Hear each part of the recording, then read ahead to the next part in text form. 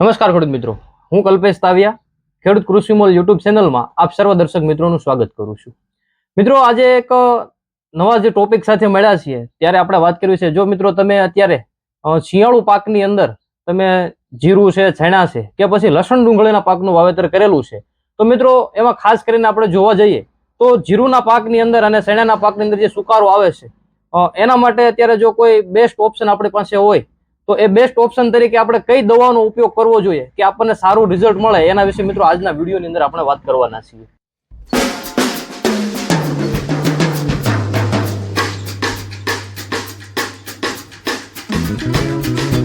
મિત્રો, શિયાળુ સિઝન હવે ધીમે ધીમે બધા ખેડૂત મિત્રો પોતપોતાની અનુકૂળતા મુજબ જે તે પાકોનું વાવેતર કરતા થયા છે. એ પાકોની અંદર ઘણા બધા ખેડૂત મિત્રોએ શેણાનું વાવેતર કર્યું છે, જીરુંનું વાવેતર કર્યું છે અને ખાસ ખેડૂત મિત્રો અત્યારે લસણ ડુંગળીના વાવેતર પર તરફ વળ્યા છે. તો મિત્રો તમે જો જીરું, શેણા અને લસણ ડુંગળીનું વાવેતર કર્યું છે તો મિત્રો આ વિડીયો તમારા માટે ખાસ ઉપયોગી બનવાનો છે. એટલે આ વિડીયોના અંત સુધી મિત્રો બન્યા રહેજો, કારણ કે આ વિડીયોની અંદર આપણે વાત કરવાના છે જીરુના પાકની અંદર આવતો જે મુખ્ય પ્રશ્ન એટલે કે એની અંદર જે સુકારો આવે છે એ સુકારાના નિયંત્રણ માટે આપણે કેવા પગલા ભરવા જોઈએ, કેવી દવાઓનો ઉપયોગ કરવો જોઈએ, એના વિશે વાત કરવી છે. મિત્રો, તમે જીરુના પાકનું વાવેતર કર્યું છે કે છેણાના પાકનું વાવેતર કરેલું છે, મિત્રો આની અંદર જે સુકારો આવે છે એ સુકારાના કારણે ખેડૂત મિત્રોને ઘણું બધું નુકસાન થાય છે. તો મિત્રો, એ સુકારાને આપણા પાકની અંદર ન આવવા દેવા માટે આપણે આગોતરા આયોજન માટે શું કરવું જોઈએ એની વાત કરીએ તો મિત્રો સુકારાની અંદર જીરુનું વાવેતર કર્યું છે અને જો સુકારામાં તમારે આગોતરું આયોજન કરવું હોય તો એના માટે મિત્રો આકાશ પેસ્ટિસાઇડ પ્રાઇવેટ લિમિટેડ દ્વારા આ જીરું અને ચણાના પાકની અંદર આવતા સુકારા માટે કીટનું નિર્માણ કરવામાં આવેલું છે. એ કીટ એટલે રક્ષક કીટ 1 અને રક્ષક કીટ 2 નંબરની જે કીટો બનાવવામાં આવેલી છે. તો મિત્રો આ જે કીટ છે રક્ષક કીટ 1 એની અંદર મિત્રો 500 ગ્રામ પેકિંગ આપવામાં આવે છે, જેની અંદર મેટા 35 ગ્રામ અને મિક્સોમિક્સ પ્લસ જે ફર્ટિલાઇઝર છે એ પણ 500 ગ્રામ આપવામાં આવે છે. મિત્રો હવે આ કીટ છે એના આપણા પાકની અંદર ઉપયોગ કઈ રીતે કરવો એની જો વાત કરીએ તો મિત્રો જે આ કીટ છે એ રક્ષક કીટ 1, તો મિત્રો આ જે કીટ છે એને આપણે 500 ગ્રામ પ્રતિ એકર મેટા 35 અને 500 ગ્રામ આ મિક્સોમિક્સ પ્લસ ને મિત્રો પહેલા તમારે પિયત આપવા પહેલા આ બંને જે પાવડર છે એને તમારે અલગ અલગ ડોલની અંદર 2 દ્રાવણ બનાવવાના છે. એક દ્રાવણ મેટા 35 નું બનાવવાનું છે અને બીજું જે દ્રાવણ છે મિત્રો આ મિક્સોમિક્સ પ્લસ નું બનાવવાનું છે. મિત્રો એક જ ડોલની અંદર આ બંને દ્રાવણ આપણે મિક્સ નથી કરવાના, પરંતુ જ્યારે આપણે દ્રાવણ બનાવીએ છીએ ત્યારે અલગ અલગ આ બંને ડોઝ રાખવાના છે અને જ્યારે પછી આપણે પિયતની અંદર આપીએ ત્યારે મિત્રો આ બંને છે એક સાથે મિક્સ કરવાના છે. એટલું ખાસ ખેડૂત મિત્રોએ ધ્યાન રાખવાનું છે. હવે આનો યુઝ છે એ મિત્રો આપણે પ્રતિ એકરની અંદર આપણે એક રક્ષક કીટનો ઉપયોગ કરવાનો છે 1 એકરની અંદર. અને જે ખાસ જે જીરું અને લસણ ડુંગળી અને ચણાનું વાવેતર કરેલ ખેડૂત મિત્રો છે એ પોતાના પાકની અંદર આનો ઉપયોગ કરવાનો છે.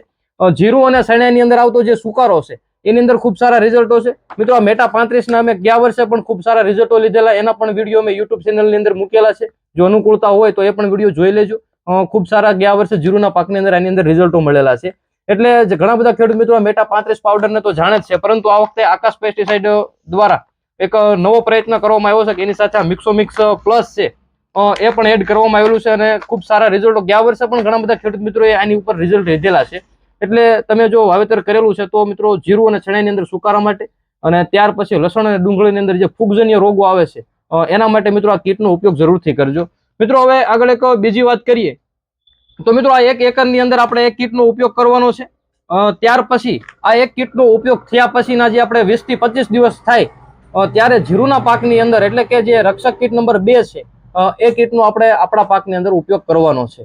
મિત્રો આપણે એક રક્ષક કીટ 1 નો જે આપણા પાકની અંદર ઉપયોગ કરવી છે કે જીરું, ચણા, લસણ અને ડુંગળીના પાકની અંદર, તો મિત્રો આ જે કીટ આપણે છે એનો ઉપયોગ કરીએ છીએ તો આપણને ફાયદા શું થવાના છે એની વાત કરીએ તો મિત્રો આ જે મેટા 35 છે મિત્રો એક પ્રકારનું ફૂગનાશક છે. એટલે એ જમીનની અંદર આવતા તમામ જમીનજન્ય જે ફૂગ છે એની સામે રક્ષણ આપે છે.